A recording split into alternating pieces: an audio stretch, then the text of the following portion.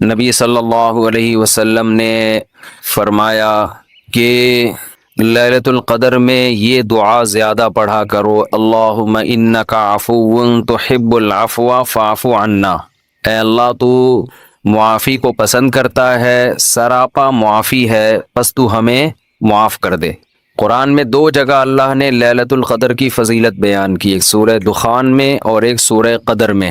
سورہ دخان میں کہا انا انزلناہ فی لیلۃ مبارکہ، ہم نے اس قرآن کو نازل کیا برکت والی رات میں۔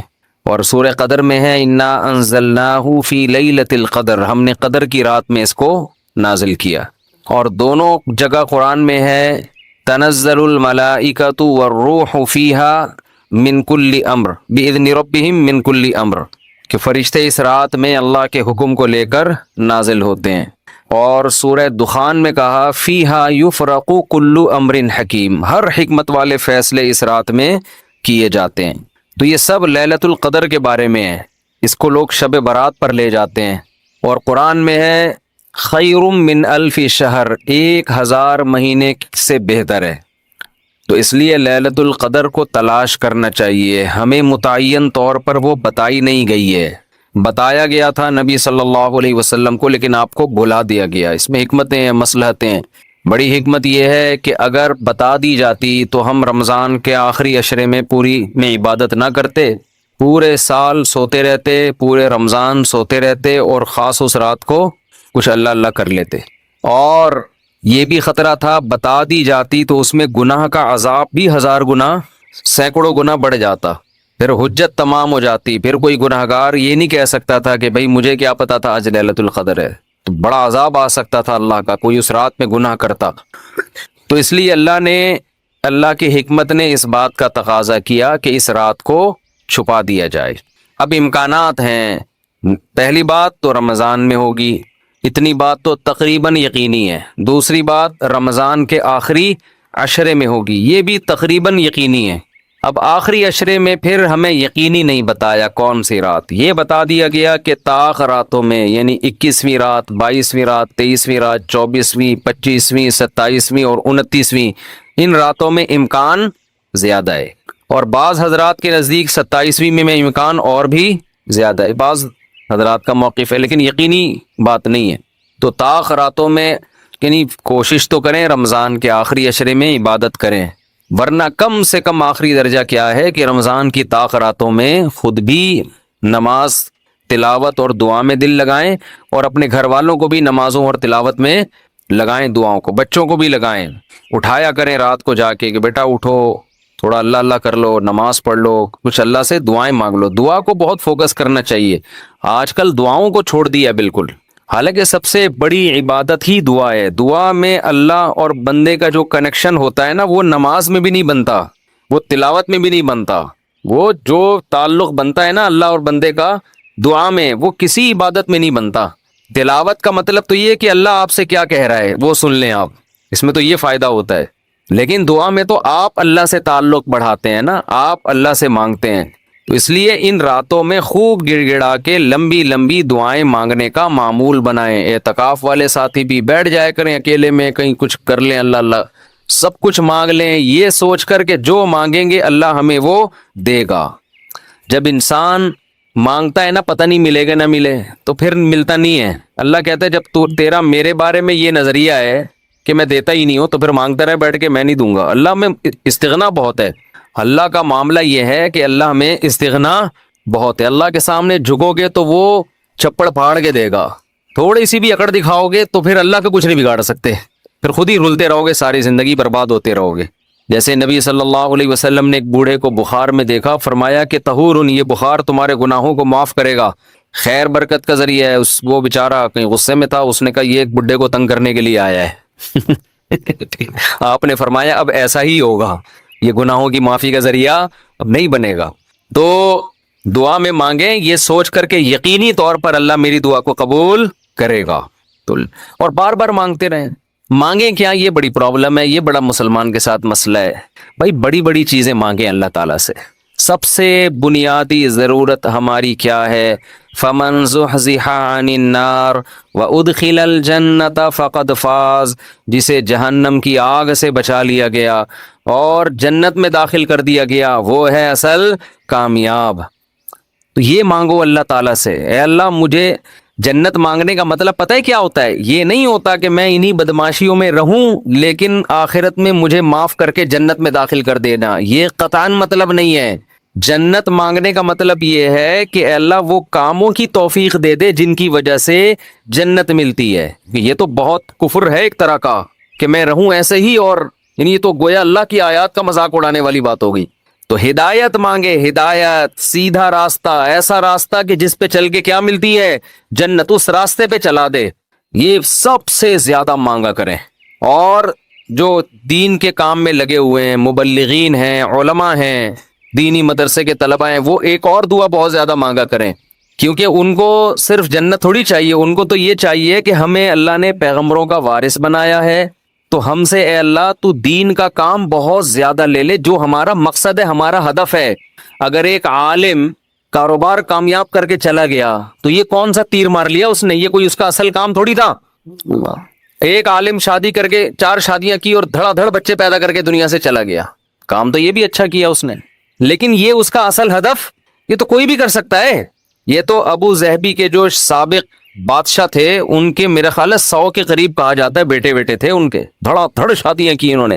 وہ لوگ تو پھر طلاقیں دے دے کے بھی کرتے رہتے ہیں نا عرب بادشاہ، انہیں کوئی نہیں پوچھتا کہ طلاق دے بھی آپ اور نہیں، یہ گھر کا شروع کر دینا، پٹو گے بہت برے طریقے سے، ویسے بھی شریعت میں پسندیدہ کام نہیں ہے طلاق دینا، لیکن عرب لوگوں کے پاس پیسہ بہت ہے، وہ بھائی ایک بیوی کو طلاق دی ہے، بھائی بنگلہ دے دیا، وہ خوش ہوتی ہے، چل بھائی بنگلہ ملا، پھر ایک اور شادی کی، تو ان کے ہو جاتے ہیں 100۔ تو عالم کا اصل کام کیا ہے؟ اللہ اس سے دین کا کام لے لے۔ جیسے پیغمبروں کو دنیا میں بھیجا گیا دین کی خدمت کے لیے، وہ اگر وہی نہ کریں تو پھر ان کا مقام اور مرتبہ ہے؟ ظاہر ہے ان کا مقام کس لیے؟ دین کی خدمت۔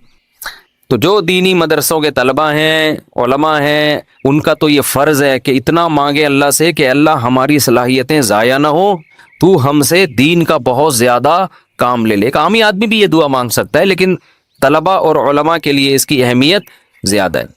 تو اس میں ہمارے حضرت یہ دعا بتایا کرتے تھے، اے اللہ اخلاص کے ساتھ کام لے لے دین کا، کیونکہ دین کے کام میں بہت دفعہ ریاکاری آتی ہے۔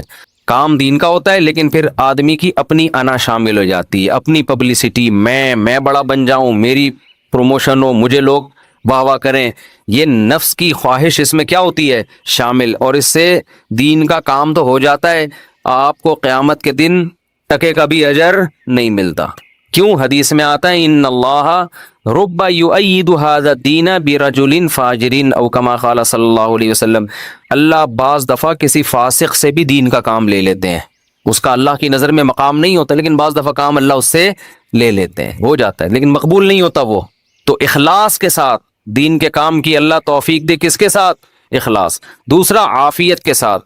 دین کے کاموں میں آزمائشیں بہت ہیں، جیلیں بھی ہیں، لوگوں کی صلواتیں بھی ہیں، تو انسان اللہ سے دعا یہی مانگے کہ عافیت کے ساتھ ہو جائے، آزمائشوں میں نہ گھروں میں۔ اور تیسری بات، قوت اور ہمت کے ساتھ۔ قوت الگ چیز ہے، ہمت الگ، پاور بھی ہو میرے پاس کام کی، کمزور آدمی دنیا میں کام نہیں کر سکتا، تو کام بھی قوت کے ساتھ ہو، پاور کے ساتھ، جاندار کام ہو، کچھ کر کے جاؤں دنیا سے، لوگ کہیں بھائی، لوگ کہیں نہ کہیں، اللہ کہے کہ کچھ کر کے گیا۔ لوگوں کو بعض دفعہ پتہ ہی نہیں ہوتا، کر کوئی اور رہا ہوتا ہے، کیش کوئی اور کرا رہا ہوتا ہے، تو اللہ کو پتہ ہے، اللہ کہے کہ واقعی تو کچھ کر کے آیا ہے۔ اور چوتھا، ہمت کے ساتھ۔ طاقت ہوتی ہے، بہت سے طاقتور ہم نے دیکھے ہیں سستی کی وجہ سے کام نہیں کر رہے ہوتے، پوستیوں کی طرح پڑے رہتے ہیں۔ وہ پاور بھی ہوتی ہے، بولنے کی طاقت، چلنے کی طاقت، دوڑنے کی طاقت، لیکن کیا ہر دوڑنے والا دوڑتا بھی ہے؟ اس کے لیے ہمت بھی تو چاہیے نا۔ کمزور میں ہمت ہوتی ہے، طاقت نہیں ہوتی۔ طاقتور میں، یعنی اگر کمزور میں ہمت ہو، طاقت نہ ہو، وہ بھی کسی کام کا نہیں۔ آپ میں طاقت ہے مگر ہمت نہیں ہے، آپ بھی کسی کام کے نہیں ہیں۔ تو ہمت کے ساتھ، تو یہ 4 الفاظ کے ساتھ دعا مانگا کریں، اے اللہ دین کی خوب خدمت لے لے، اخلاص کے ساتھ، عافیت کے ساتھ، قوت اور ہمت کے ساتھ، اتنی خدمت کہ میں دین کے کاموں میں کسی سے پیچھے نہ رہوں، کیونکہ مقابلہ کمپٹیشن ہے، پہلے میں کبھی یہ دعا مانگتا تھا، بلکہ میں کیا، ہمارے ایک دوست تھے، وہ انہوں نے ہمارے شیخ کو خط لکھا کہ وہ میں یہ دعا مانگتا ہوں، اے اللہ میں دینی کاموں میں سب سے آگے نکل جاؤں، سب کو پیچھے چھوڑ دوں میں۔ انہوں نے فرمایا یہ سب کو پیچھے چھوڑنے والی دعا ٹھیک نہیں ہے، وہ کہیں گے ہمیں کیوں دعا میں ہرا رہا ہے، تو اپنے لیے مانگنا۔ یہ ایسا ہی ہے جیسے آپ کہہ رہے ہو اللہ مجھے اتنا پیسہ دے کہ وسیم سے زیادہ دے دے مجھے، وسیم مجھ سے پیچھے رہ جائے، تو وسیم کہے گا تو اللہ سے جتنا پیسہ مانگ، مجھے کیوں پیچھے کر رہا ہے اپنے، میں نے تیرا کیا بگاڑا ہے بھائی۔ تو حضرت نے دعا کے الفاظ چینج کروائے، ان سے کہا یوں نہ مانگا کرو کہ میں سب کو پیچھے چھوڑ دوں، بلکہ یوں دعا مانگو میں کسی سے پیچھے نہ رہوں، مجھے اپنے آگے نکلنے کی فکر ہے، دوسروں کو پیچھے چھوڑنے کی نہیں ہے۔ تھوڑی سی ورڈنگ صحیح کر لو اپنی۔ تو یہ دو دعائیں بہت مانگا کریں، اپنی اولادوں کے لیے مانگ لیں، مجھے ایسی اولاد دے دے جو نیک اور صالح ہو، دین کی خدمت کرے۔ اللہ کی نظر میں دیکھو، آپ کی اولاد مالدار ہے نا، آپ تو خوش ہوتے ہیں میرا بچہ کتنا بڑا بنگلہ، اللہ کی نظر میں اس کی ویلیو 2 ٹکے کی بھی نہیں ہے۔ اگر اللہ کی نظر میں ان پیسوں کی، گاڑی بنگلے کی کوئی 2 ٹکے کی حیثیت ہوتی نا، تو موسیٰ کلیم اللہ کو اللہ سب سے زیادہ مال دیتا، سب سے زیادہ مال۔ اور فرعون تانے کیا دیتا تھا حضرت موسیٰ کو؟ مسکین، اس کے ہاتھ میں سونے کے کنگن نہیں ہیں، میرے ہاتھ میں سونے کے کنگن، میرے پاس باغات جن کے نیچے نہریں بہتی ہیں، موسیٰ کے پاس کچھ بھی نہیں ہے، مسکین۔ آپ اپنی اولاد کو چاہتے ہو کروڑ پتی بن جائے، دولت مند بن جائے، یہ بھب ہے بھائی مسافر خانہ ہے، لعنت بھیجو یار، بن جائے تو ٹھیک ہے، میں نہیں کہہ رہا ان کو غریب لاوارث چھوڑ کے جاؤ، فوکس کس کو کرو بھائی، نیک بن جائے، دیندار بن جائے، پرہیزگار بن جائے۔ اگر پرہیزگار بن گئی نا، اللہ پہ اعتماد اور تعلق ہو گیا، سوکھے ٹکڑوں میں بھی آپ کی اولاد خوش رہے گی۔ اور اگر پرہیزگار نہیں بنی تو میں نے کروڑ پتی باپ کو دیکھا ہے جس نے کروڑوں روپے کی جائیدادیں بچوں کے لیے تیار کی، اور وہی بچے باپ کو صبح شام ٹینشن بھی دے رہے ہیں اور خود بھی ڈپریشن کی گولیاں کھا رہے ہیں، وہ دین نہ ہونے کی وجہ سے۔ تو لیلۃ القدر میں کیا دعائیں مانگنی ہے؟ 2 دعاؤں کو فوکس زیادہ کرنا ہے، ایک ہدایت اپنے لیے بھی، اپنے ماں باپ کے لیے، بیوی اور بچوں کے لیے، اپنے بہن بھائیوں کے لیے، اور ان کے ازواج اور ان کی اولاد، یہ آپ کا فیملی بھی کیا ہو گئی؟ کمپلیٹ۔ یوں دعا مانگے، اے اللہ عافیت والی زندگی دے، سیدھے راستے پہ چلا دے مجھے، میرے والدین کو، والدین میں باپ دادا سب آ گئے، نانا نانی سب آ گئے، میرے والدین کو، میرے بیوی بچوں کو، میرے بہن بھائیوں، ان کی ازواج اور ان کی اولاد کو۔ ازواج میں شوہر اور بیوی دونوں آ گئے ہیں، تو یہ آپ کی فیملی کیا ہو گئی؟ کمپلیٹ۔ تو یہ سب کے لیے دعا کر دی۔ تو چند دعائیں، اب موضوع چل پڑا ہے تو میں بتا دیتا ہوں جو مانگنی چاہیے، کیونکہ ہمارے یہاں دعا ہی نہیں، عجیب سی طریقے سے دعائیں مانگی جا رہی ہوتی ہیں۔ چند دعائیں بہت ضروری ہیں جو ان لیلۃ القدر میں آپ نے کثرت سے مانگنی ہے۔ ایک دعا سب سے پہلے میں نے بتایا کیا مانگنی ہے؟ ہدایت، بلکہ اس سے بھی پہلے اپنے گناہوں کی مغفرت، کیونکہ گناہ دعا کی قبولیت میں آڑ بنتے ہیں۔ اللہ کہتے ہیں تو میری تو کچھ بھی نہیں مانتا اور اپنی مجھ سے منوا رہا ہے، میں جب تجھے آزمائش میں ڈالتا ہوں تو کچھ بھی نہیں کرتا۔ تو پہلے اللہ سے معذرت کر رہے ہیں، معافی مانگے، جو میرے گناہ ہو چکے معافی چاہتا ہوں، میں اقرار کرتا ہوں میں غلط ہوں، تو میرے گناہوں کو کیا کر دے؟ معاف۔ یہ بار بار مانگے اللہ سے، یہی ہے انک عفو تحب العفو فاعف عنا، اور دل میں نیت کریں اللہ میں تجھ سے وعدہ کرتا ہوں آئندہ میں گناہ نہیں کروں گا۔ شیطان ایسے موقع پہ کہے گا ابے تو کر لے گا تو کیوں جھوٹے وعدے کر رہا ہے؟ تو شیطان کو بولیں تو اور میں جانوں اللہ جانے تجھے کباب میں ہڈی بن کے تجھے کیا تکلیف ہو رہی ہے۔ یہ شیطان نا ایسے موقع پہ یہ کرواتا ہے تاکہ منہ سے بات بھی اچھی نہ نکالو آپ۔ شیطان آئے گا اور کہے گا کہ بھائی تو دعائیں مانگ رہا ہے کہ تو میں دوبارہ نہیں کروں گا، تو نے کرنا تو ہے یہ کام دوبارہ، کیوں اپنے آپ کو دھوکہ دے رہا ہے؟ تو آپ شیطان سے کیا بولو، بھائی میرا معاملہ اللہ کا معاملہ، تیرے کو بیچ میں تکلیف کیا ہو رہی ہے؟ جیسے میں جب شادی کر رہا تھا تو لوگ محلے والے کہہ رہے تھے مفتی صاحب کو کیا ہو گیا، پھر تیسری شادی کر رہے ہیں۔ تو ایک صاحب نے کہا بھائی اپنے خرچے پہ کر رہے ہیں، لڑکی کے ابا راضی ہیں، تو آپ کو تکلیف کیا ہو رہی ہے؟ ان کے گھر والوں کو ہو تو سمجھ میں آتا ہے۔ تو یہی بات شیطان کو سمجھا دیا کریں، صحیح ہے نا؟ یہ وسوسے ڈالتا ہے شیطان عمل سے روکنے کے لیے۔ تو بھائی جب بعد میں خدا نخواستہ ہو گیا تو دوبارہ توبہ کر لیں گے۔ اب یہ تھوڑی کہ اگر ہونے کا خطرہ ہے تو ہم کوئی اچھا کام ہی نہ کریں، باقی اچھے عمل بھی چھوڑ دیں اس چکر میں کہ ہم سے تو گناہ ہو جاتا ہے تو ہم کیا، ہمیں کیا بھائی، ہو جاتا ہے تو جب ہوگا تو دیکھا جائے گا، ابھی تو نہیں ہو رہا نا، ابھی تو جذبہ ہے نہیں کریں گے بس۔ تو پہلے کیا کرنا ہے؟ گناہوں سے توبہ، اس کے بعد ہدایت کی دعا۔ سب سے بڑی ضرورت کیا ہے؟ سیدھے راستے پر چلنے کی توفیق، اس میں اپنے لیے، بیوی بچوں کے لیے، اپنے والدین اور بہن بھائی اور ان کی ازواج اور اولاد، یہ پورا بڑے بڑے رشتے کور ہو گئے اس میں، ٹھیک ہے نا۔ پھر تیسرے نمبر پر دین کی خدمت کی دعا کہ اللہ ہم سے دین کا بہت کام لے لے، کیونکہ علماء کے لیے تو سب سے بڑا کی فضیلت ہی یہی ہے کہ اللہ ان سے دین کی خدمت لے لے۔ وہ دنیا میں کاروبار کے لیے نہیں ہے، شادیوں کے تو ایک ضمنی چیز ہے، اس کے لیے شادیوں کو پروموٹ کرنے کے لیے ضرور ہے، کیونکہ وہ بھی دین کا ایک حصہ ہے۔ تبھی ہمارے حضرت مفتی رشید احمد صاحب کہتے تھے علماء کو خود شادیاں نہ کرو، لوگوں کو ترغیب دو۔ لوگ کہتے تھے حضرت جب ترغیب کیسے دیں جب خود نہیں کرے گا، خود کرو گے تو دین کے کام کے قابل نہیں رہو گے۔ اتنے جھگڑے ہوں گے نا کہ بس اسی کام کے رہ جاؤ گے اور کسی کام کے نہیں رہو گے۔ تو البتہ یہ سنت ہے ضروری، تو لوگوں کو ترغیب دو، لیکن وہی بات ہے کہ ایسے ترغیب دیں لوگ کہیں گے خود کر نہیں رہا۔ تو اس لیے ہم نے کہا کہ آدھی بات آپ کی لیں گے، آدھی ہم اپنی لیں گے۔ ہم نے حضرت کی آدھی بات لی کہ لوگوں کو ترغیب دو، دوسری جو تھی نا خود نہیں کرو، یہ والی نہیں لی ہم نے، ٹھیک ہے نا، خود بھی کریں گے۔ ٹھیک ہے نا۔ تو دوسری دعا کیا کرنی ہے؟ اے اللہ دین کا کام مجھ سے بہت زیادہ لے لے۔ تاجر ہے وہ بھی دعا کر سکتے، دین کا کام لے لے، اللہ اس کے مال سے مدارس بنوا دے، مسجدیں بنوا دے، یتیم خانے کھلوا دے، تو کتنی بڑی بات ہے۔ چوتھی دعا عافیت کی، یہ نہ مانگا کرے اللہ مجھے مال و دولت دے دے، اے اللہ میری تنخواہ 2 کروڑ کروا دے، اس طرح کی دعائیں یہ جزیات ہیں، ہدف کو فوکس کرنا چاہیے۔ اللہم انی اسألک العفو والعافیہ، معافی چاہتا ہوں، عافیت والی زندگی، ٹینشنوں سے پاک زندگی چاہیے۔ اب وہ اللہ کی مرضی ہے، پیسہ دے کے ٹینشن سے پاک کر دے یا بغیر پیسے کے آپ کو ٹینشن فری بنا دے۔ عافیت چاہیے مجھے، فی الدین والدنیا والآخرہ، دین میں بھی عافیت، میرا دین بھی مصیبتوں سے محفوظ رہے، میری دنیا بھی اور آخرت بھی۔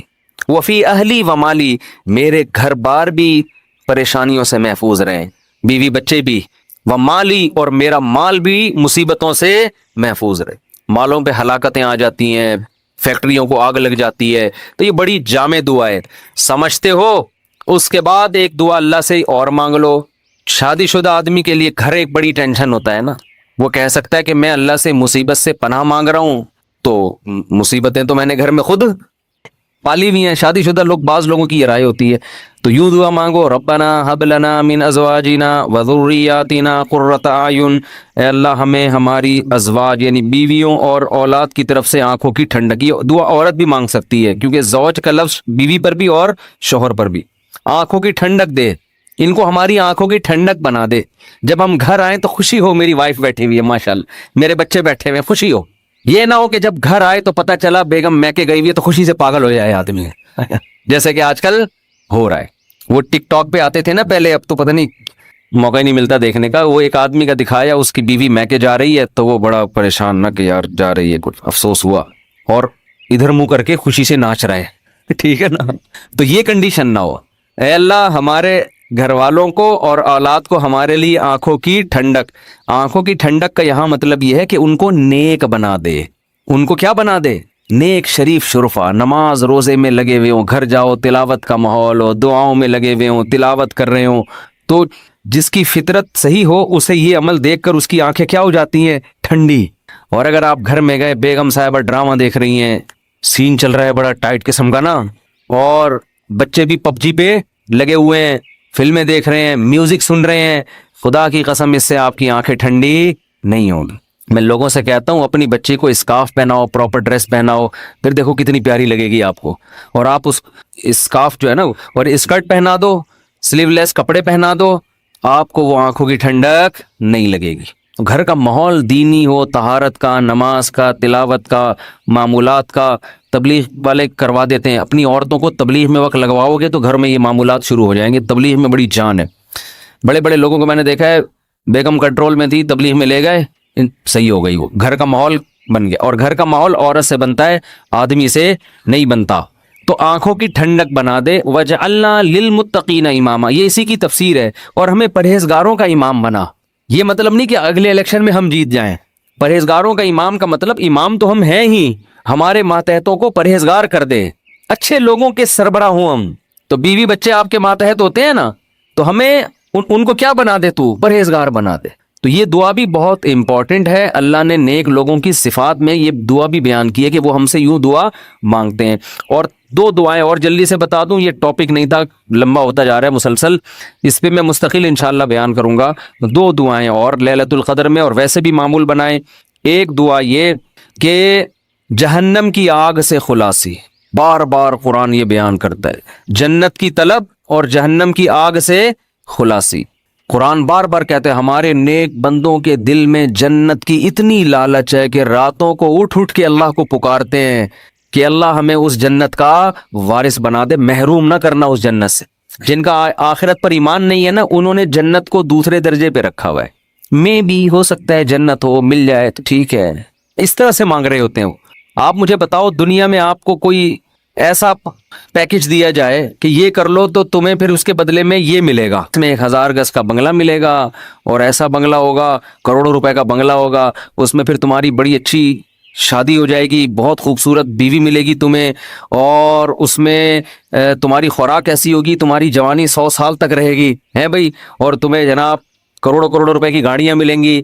یعنی جنت کے 10ویں حصے کی بات اگر ہم سے کی جائے دنیا میں، تو میرا خیال ہے سارا دن اس کی تلاش اور طلب کے علاوہ ہمارا کوئی کام نہیں ہوگا، کیونکہ یقین ہے نا اس دنیا کو دیکھا ہوا ہے، آخرت کو دیکھا نہیں ہے۔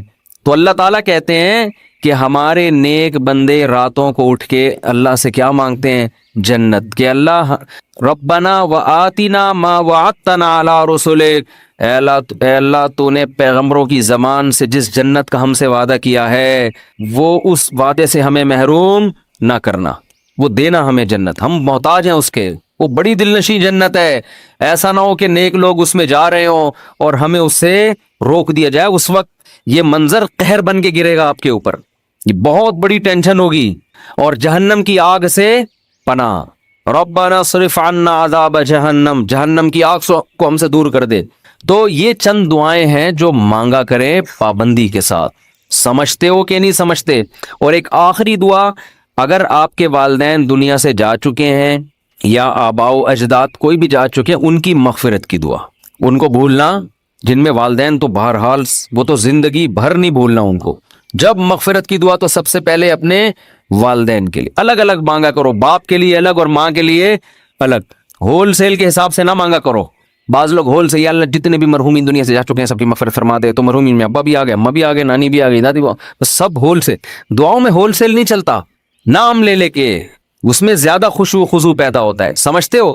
اب ظاہر ہے سارے مرحومین کا تو نام لے نہیں سکتا نا، تو خود ہی مرحومین میں داخل ہو جائے گا تھوڑی دیر میں، تو چند اسپیسیفک مرحومین کا نام لے کے پھر ہول سیل کے حساب سے کہ جتنے دنیا سے مسلمان جا چکے ہیں اللہ مغفرت کرے، تو یہ کام ضرور کرنا چاہیے لیلۃ القدر میں۔ اور لیلۃ القدر میں مخصوص عبادت ثابت نہیں ہے، یہ جو چل رہا ہوتا ہے نا کہ پہلی رکعت میں یہ سورت پڑھیں، پھر یہ سورت پڑھیں، پھر یہ سورت پڑھیں، یہ سب چیزیں غیر ثابت ہیں، بدعت ہیں، ان سے اجتناب کریں، تمام دوائیں بچوں کی پہنچ سے دور رکھیں، تمام بدعتیں اپنی اور بچوں کی پہنچ سے دور رکھیں۔ تو لیلۃ القدر میں آپ سمپل نماز پڑھیں، زیادہ سے زیادہ دعا مانگیں، اور تسبیحات ہیں، تلاوت ہے، یہ کام کریں، سمجھتے ہو؟ دوسرا، جتھے نہ لگائیں لیلۃ القدر میں، اس کو بھی لوگوں نے ایک شو بنا لیا ہے، جتھے دوست احباب مسجد میں ٹوپیاں پہن کے جا رہے ہیں اور پھر بیٹھے ہوئے ہیں، گپے لگ رہی ہیں، ہاں ہلا گلا چل رہا ہے، پھر چلو جی جماعت سے نماز ہو رہی ہے، ٹھیک ہے جماعت سے نماز بھی پڑھ سکتے ہیں، لیکن تراویح میں تو بڑی جماعتیں جائز ہیں، وہ تو ثابت ہے خلفائے راشدین سے، تہجد میں بڑی جماعت ثابت نہیں ہے، لہذا یہ بھی بدعت ہے۔ تراویح بھی تو ثابت ہے نا، اس میں تو جتنے پوری مسجد بھر جائے، لیکن تہجد میں اس طرح تداعی کہ اتنے لوگوں کو اکٹھا کرنا کہ قاری صاحب تہجد پڑھا رہے ہیں سب لوگ آ جاؤ، یہ نبی سے ثابت نہیں ہے، جب ثابت نہیں ہے تو جائز بھی نہیں ہے۔ تو اس لیے تہجد میں اگر کسی نے جماعت پڑھنی ہے 2-3 سے زیادہ افراد کو اکٹھا بولو نہ کرے، تاکہ زیادہ تعداد نہ ہو جائے لوگوں کی، لیکن بہتر یہی ہے کہ اپنے طور پہ پڑھیں تہجد۔ تراویح ہو گئی جماعت کے ساتھ، باقی نوافل کیسے پڑھیں؟ انفرادی میں الگ اللہ سے تعلق بنتا ہے، جماعت میں الگ تعلق بنتا ہے، تو اس میں انفرادی کو فوکس کریں۔ تو کوئی مخصوص صورتیں پڑھنا، پہلی رکعت میں یہ، دوسری میں یہ بھی بدعت ہے۔ صلاۃ التسبیح کی جماعت بھی جائز نہیں ہے، سمجھتے ہو؟ صلاۃ التسبیح انفرادی طور پر تھوڑا سا اختلافی مسئلہ ہے، جمہور علماء کے نزدیک سنت ہے، بعض کچھ علماء ایسے بھی گزرے ہیں جو صلاۃ التسبیح کو نہیں سنت مانتے، وجہ اس کی یہ ہے کہ وہ کہتے ہیں اس بارے میں کوئی بھی صحیح حدیث موجود نہیں ہے، لیکن چونکہ روایات کی کثرت ہے، اور کثرت سے جب روایات ہوتی ہیں تو درجہ حسن تک حدیث پہنچ جاتی ہے، اس بیس پر بہت سے علماء کی رائے یہی ہے کہ پڑھ لینی چاہیے۔ تو جو اختلافی مسئلہ ہو اس میں اگر کوئی بھی رائے رکھتا ہے تو اس میں شدت جائز نہیں ہے، سمجھتے ہو کہ نہیں سمجھتے؟ تو اچھا میرا موقف چونکہ یہ والا ہے جو ابن تیمیہ رحمہ اللہ کا موقف تھا، تو میں کیا، میری اوقات کیا، بعض بڑے علماء کا بھی وہی موقف ہے، تو اس لیے تو میں بھی اسی موقف کو مانتا ہوں، لیکن کوئی فتویٰ میں یہی دیتا ہوں جو جمہور کا ہے کہ بھئی ٹھیک ہے، جو مفتہ بھی قول تو یہی ہے کہ پڑھ لینا چاہیے۔ عبداللہ بن مبارک، علامہ ناصر الدین البانی رحمہ اللہ نے اس مسئلے میں عبداللہ بن مبارک کی تقلید کی ہے، ان کی نظر میں بھی اس بارے میں کوئی حدیث صحیح نہیں ہے، لیکن چونکہ عبداللہ بن مبارک سے اس کی سنیت منقول ہے تو انہوں نے اس مسئلے میں تقلید کی ہے، کس کی؟ عبداللہ ابن مبارک کی، کہ اتنے بڑے آدمی پڑھتے تھے تو ٹھیک ہے۔ تو خیر کہاں سے لمبی بات چلی گئی، تو لیلۃ القدر میں دعائیں مانگنی ہیں اور گناہوں سے معافی، تو گناہوں سے معافی میں گناہ دماغ میں ہوں گے تو معافی مانگے گا نا، تو پہلے اپنے گناہوں کے بارے میں سوچنا بھی ہے کہ میرے اندر خرابیاں ہیں کیا۔ تو there are two types of خرابیز، خرابیوں کی کتنی قسمیں ہیں؟ دو، ایک اللہ سے معاملہ ٹھیک نہیں ہے، ایک اللہ کے بندوں سے۔ تو اللہ سے جو معاملہ ٹھیک نہیں ہے، فرض نماز آپ کے ذمے، روزے آپ قضا کر رہے ہیں، بد نظری کر رہے ہیں، سود کھا رہے ہیں، زنا کر رہے ہیں، انٹرنیٹ پر فحش فلمیں دیکھ رہے ہیں،